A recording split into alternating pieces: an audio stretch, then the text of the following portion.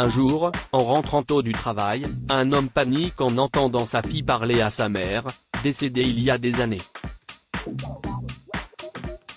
La conversation le fit frissonner, et sa fille lui a révélé quelque chose de surprenant peu après.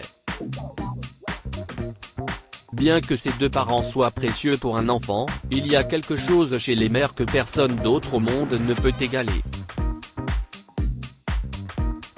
Parfois, juste parfois, l'amour d'un père ne suffit pas, et l'enfant se languit de la présence de sa mère. Tristement, c'est ce qui est arrivé à Katy Brown, 11 ans. La mère de Katy, Sandra, est morte d'un cancer il y a 5 ans, alors qu'elle n'était qu'une petite fille de 6 ans. Après cela, son père, Robert, l'a élevée seule et a fermé son cœur à l'amour. Katy était tout pour lui, et il aurait fait n'importe quoi pour elle. Mais il y avait des choses que Katy ne voulait partager qu'avec Sandra. Des choses comme tomber amoureuse d'un garçon à l'école, le fait de parler de la tenue qu'elle veut porter pour son prochain anniversaire, ou encore le fait de vouloir essayer d'autres coupes de cheveux. Si tu étais là, maman, je ne te laisserai jamais seule. Je n'irai pas à l'école et je passerai du temps avec toi, disait Katy à Sandra chaque jour avant l'école, en jetant un coup d'œil à sa photo. Robert l'avait regardé faire plusieurs fois et se sentait terriblement mal pour sa fille. Mais que pouvait-il faire? Katy n'était pas prête à lui parler de quoi que ce soit et l'emmener chez un thérapeute n'avait servi à rien. Elle n'arrivait pas à oublier la mort de Sandra et la désirait ardemment. Robert ne pouvait pas faire grand-chose à part lui donner de l'espace pour qu'elle puisse guérir toute seule avec le temps, ce qu'il faisait déjà. Un jour, Robert est rentré tôt chez lui, car il n'arrivait pas à se concentrer sur son travail. Il s'arrêta dans une boulangerie en chemin et acheta les brownies préférés de Katy, pensant que cela lui remonterait le moral. Il n'avait pas dit à Katy qu'il rentrerait tôt pour la surprendre. C'était une fille intelligente qui savait se débrouiller seule, elle est donc restée seule à la maison après l'école jusqu'à ce qu'il revienne. Ce jour-là, Robert est rentré à la maison vers 15h30, a garé sa voiture dans le garage lentement, et s'est approché de la porte d'entrée à pas léger. Une fois à l'intérieur, il a délicatement posé son sac de travail sur le canapé, a pris les brownies et a commencé à monter les escaliers jusqu'à la chambre de Katy. Mais alors qu'il était à mi-chemin de sa chambre, il s'est arrêté dans les escaliers. À qui parle-t-elle? S'est-il demandé en entendant des voix provenant de sa chambre. Il s'est approché de la chambre de Katy et a remarqué que la porte était légèrement entrouverte.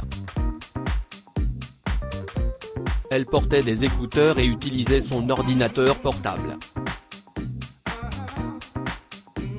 Si peut être une amie, pensa-t-il, puis Katy a dit soudainement, « Maman. Je me débrouille bien, maman. Attends une minute, laisse-moi enlever les écouteurs, je n'entends pas bien avec, » poursuit-elle. Un frisson parcourut l'équine de Robert lorsque Katy retira les écouteurs et qu'il entendit Sandra répondre. « Tu me manques, chérie. Je t'aime tellement, » a dit Sandra. « Je rêve? Qu'est-ce ce qui se passe ?» Robert a essayé de se calmer, puis, a frappé à la porte de Katy. « Puis-je entrer, ma princesse? Papa ?» Katy le regarda, stupéfaite, et ferma immédiatement l'ordinateur portable. « Qu'est-ce ce que tu fais là? Tu devrais être au travail. » « Oh, eh bien. » Robert ne savait pas comment parler à Katy de ce qu'il venait d'entendre. Il avait peur que cela la contrarie et qu'elle refuse de lui parler. Mais il devait savoir ce qui se passait. J'ai acheté tes brownies préférés, finit-il par dire. J'ai pensé qu'on pourrait passer un peu de temps ensemble. Ça fait un moment, tu vois, je suis occupé là, papa. On peut parler plus tard ? Ouais, bien sûr, pourquoi pas ? A répondu Robert en forçant un sourire. Je vais juste laisser ça ici, dit-il en déposant la boîte de brownies sur le lit avant de sortir de la chambre.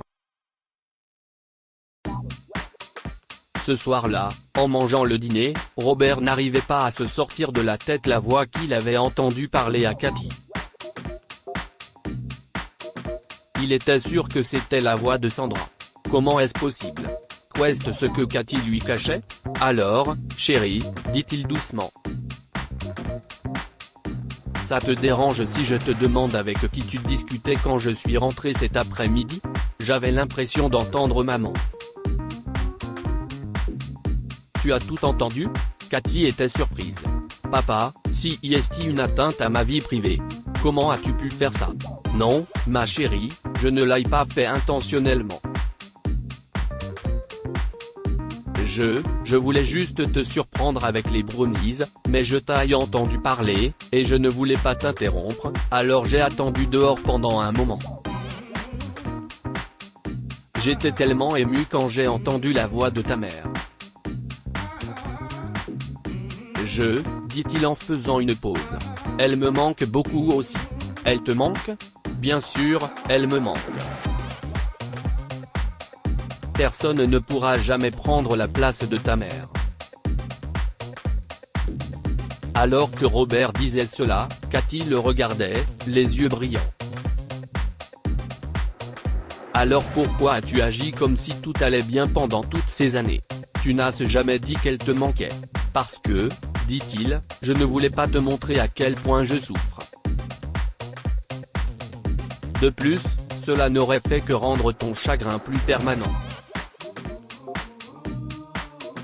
Je voulais que tu puisses aller de l'avant sans elle pour que tu puisses guérir plus vite de sa perte, et… Avant qu'il n'ait pu terminer, Cathy s'est levée d'un bond et l'a serré dans ses bras. Pourquoi tu ne m'as pas dit ça avant, papa ? Je pensais que j'étais le seul à qui elle manquait. Je veux te montrer quelque chose. Allons dans ma chambre. Viens, a dit Cathy en prenant la main de Robert et en l'emmenant dans sa chambre. Elle lui a montré une vieille vidéo de Sandra sur son ordinateur portable. Elle a expliqué qu'elle avait utilisé un logiciel de montage vidéo en ligne et ajusté les dialogues de Sandra de façon à ce qu'elle ait l'impression de lui parler réellement. Elle a fait cela pour faire comme si Sandra était là quand elle lui manquait. Oh, et je pensais que… Robert était soulagé. Si est plutôt cool. Est-ce que je peux utiliser ce truc pour me plaindre auprès d'elle de l'arrogance de sa fille ? Papa. Si est trop méchant. Je ne suis pas arrogante. Non, tu ne l'utiliseras jamais. Robert et Cathy éclatèrent de rire, et firent un gros câlin. Je suis vraiment désolé, Cathy. J'aurais peut-être dû être plus honnête avec toi sur mes sentiments pour que tu puisses être honnête avec moi sur les tiens. Je suis désolé. Je promets de faire mieux. Cathy l'a serré dans ses bras et a murmuré, si est bon, papa. Je suis désolé d'avoir gardé des choses pour moi et de ne pas avoir voulu te comprendre. Je t'aime. Je t'aime aussi, chérie. Je t'aime tellement, lui a répondu Robert avant de l'embrasser sur le front. Grâce à ce jour, Cathy a pu aller beaucoup mieux sur le plan émotionnel. Robert et elle regardaient ensemble une vidéo de Sandra quand elle leur manquait, et le malentendu s'est dissipé. Robert a certainement eu du mal à créer différentes coiffures pour Cathy depuis qu'elle lui en a parlé, mais les choses vont beaucoup mieux et sont plus heureuses pour le duo père-fille.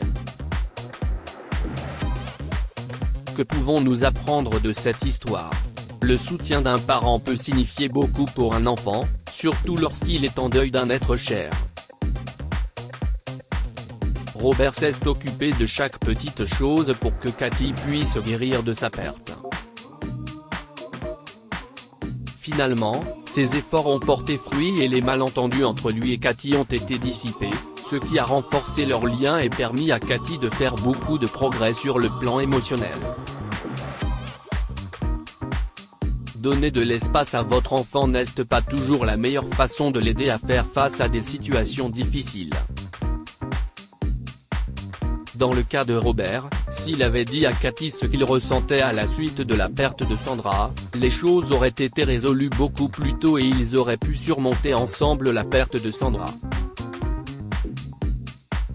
Le fait de donner de l'espace à Cathy les a éloignés l'un de l'autre au lieu d'améliorer les choses. Partagez cette histoire avec vos amis. Elle pourrait égayer leur journée et les inspirer.